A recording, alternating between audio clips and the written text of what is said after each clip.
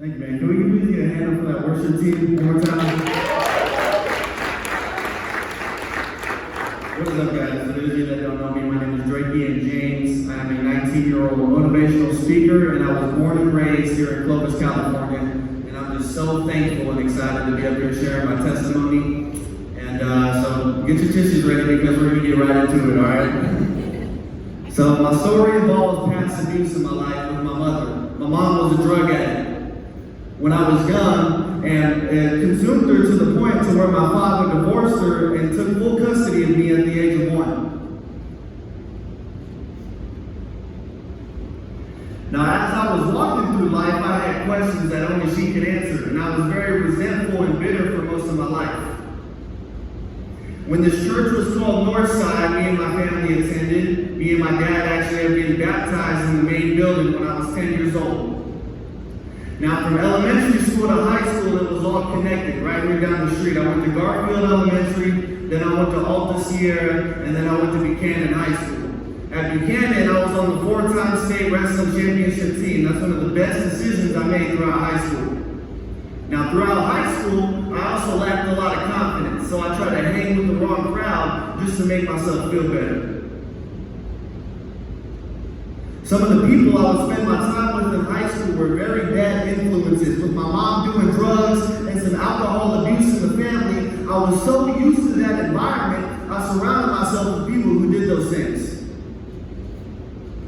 And one of the biggest mistakes I have made is letting people stay longer in my life than they deserve to. Because the ones who said that they had my back in reality are the ones laughing at me, calling me names, making sure I'm at my weakest point. And I started asking myself, Drake, you know why they do that? Is because they don't have the dreams that you have. They don't have the goals that you have. I've had people that have stabbed me in my back and pretended like they're the ones bleeding. Now I got a piece of paper here for you guys today. We're going to call this piece of paper trust. Because breaking someone's trust is like crumbling up a perfect piece of paper. You can try to smooth it out, but guess what? It's never going to be the same again. It got to the point that when I graduated high school, I was still making some bad choices. I was trying to do so many things in life, but God was my light in the darkness. God said, Drake, come to Anchor Nights. God said, Drake, meet these new wonderful leaders, this new wonderful group of friends. God said, Drake, go volunteer at a youth group and inspire the next generation.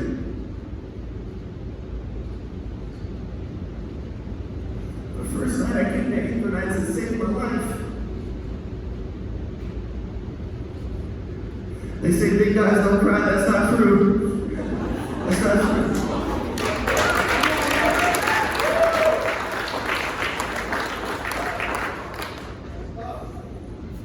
Now let me explain why this night saved my life, because Jake was speaking that night and I was so shocked at how he moved people with his message. I said to God that night, I said, God, I want to do something like that. I don't know what it is I want to do, because what he's doing is cool. I like that.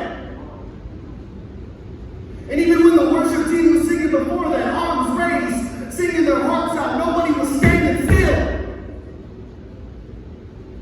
The Holy Spirit was moving that night, let me tell you, because it hit my heart. And I'm pretty sure it hit everybody's heart too. And it was the second line in one of these songs that changed my whole perspective on things. He's not here to attend tonight because he's sick. But Caleb was singing this song, and it's the second line in one of these songs. It was, "Oh, come to the altar." Now, I have never heard this song before. And when Caleb was singing it, the second line was an eye-opener. It was, "The Father's arms are open wide." The Father's arms are open wide. It made me realize that we have a God who heals, a God who saves, and a God who loves us no matter what. Can I get an amen?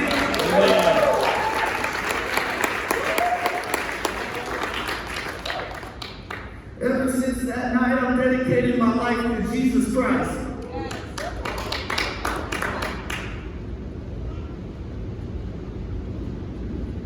Now let me say one more thing and then I'm done.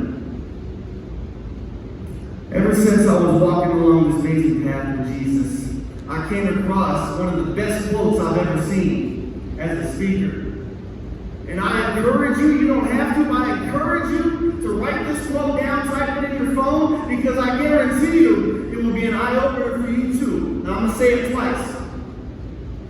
When you get what you want in life, that's God's direction. When you don't get what you want in life, that's God's protection. When you get what you want in life, that's God's direction. When you don't get what you want in life, that's God's protection. Now I want to bring up the first person that greeted me when I first came to Anchor Nights. And that's my man, JJ.